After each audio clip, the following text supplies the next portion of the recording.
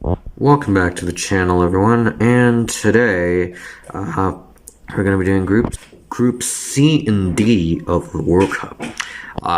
Once again, as we did in the previous video, we're going to be doing from lowest to highest in each group. We're going to be doing from groups A to H, recurring phases C and D, and once we get through the groups, the night round will be much faster, trust me, because I'm going to be doing this in 4 separate parts of groups.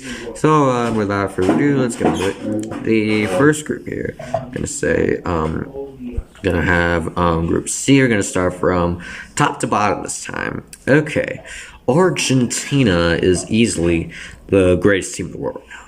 Easily. They have Messi as a solid cast now, and they actually are favored for the first time. Possibly only the 2006, 2010 teams were, well, I don't know, because, but to be the favorite team, they have never actually been. In 2014, I guess the favorite was Brazil, even though that ended up being one of the worst Brazils ever. But we're not going to concede ourselves about that for now. But, anyway, Argentina has Messi, Di Maria, Lautaro Martinez, Lo Celso, a lot of those guys, and they are really good. They're really good. And, well, they are undefeated since 2019. That is 3 years heading up to this cup. The last time they lost, for context, was probably the game against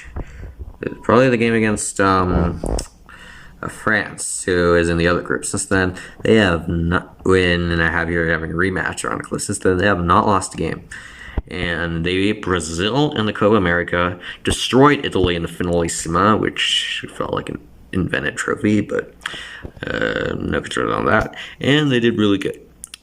So, give me Argentina winning this group easily, especially with the quality of opponents they have.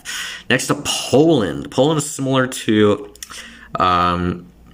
Senegal from Group A, that they're solid, and they have that 1 star.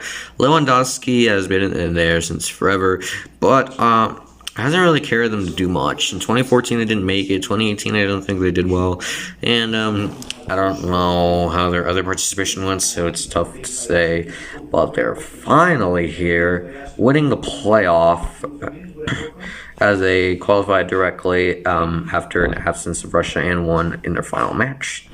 So they're here, and I think they'll do better than my 3rd place team, which is Mexico. Mexico is not in Rio. This is one of Tata Martino's worst year as a coach. Their team is just the same squad from 2014, the worst Mexico in the last 20 years. And Mexico almost missed the World Cup if the U.S. doesn't score the tie and eventually the win. But I guess the win goal is because Panama didn't have to drive to attack anymore. But they didn't score the tie goal against Panama. Panama would have gone to the play-in against New Zealand, and Mexico was out. Mexico was out of the World Cup. Listen here, and their youngsters haven't done well. Brendan Aronson chose the U.S. over Mexico because he wasn't going to start in Mexico. They're putting the same guys in 2014 because Televisa, it's convenience for them to have them. Now they're losing out to the U.S., lose out to Canada, which was really surprising. And overall, just talent of the squad is not that good.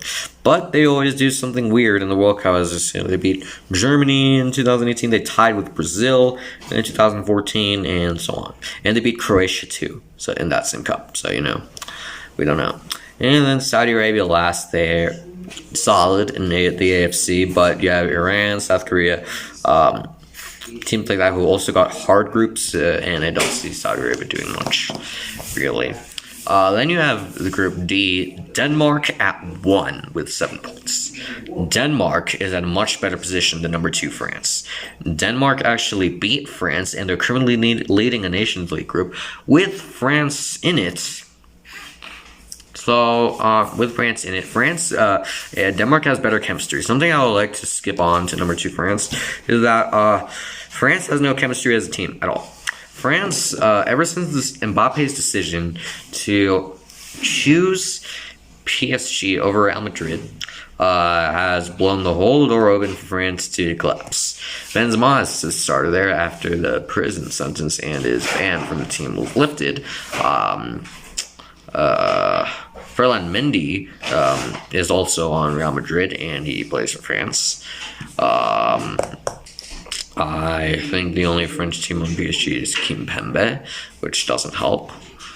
So Conte is on Chelsea, and again, everyone was mad at the decision. For context, the only reason I have them passing the next round is because Australia and Tunisia, over there, are not going to be that good. Australia, as we're skipping there, they beat Peru. I really wanted Peru to go through, but I guess it didn't happen. Australia in the AFC, but they usually have to play the play-in. They're not good enough to beat Saudi Arabia, to beat South Korea, to beat Iran,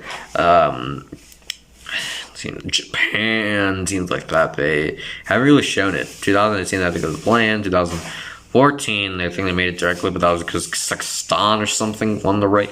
Or Tajikistan, someone. Actually, it was Uzbekistan, now I remember.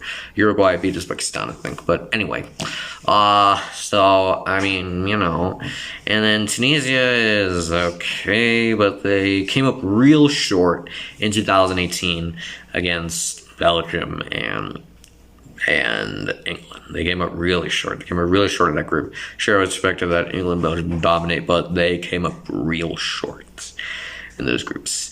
So that ends this video. That is going to end this video, and we're going to go onward to groups E and F now.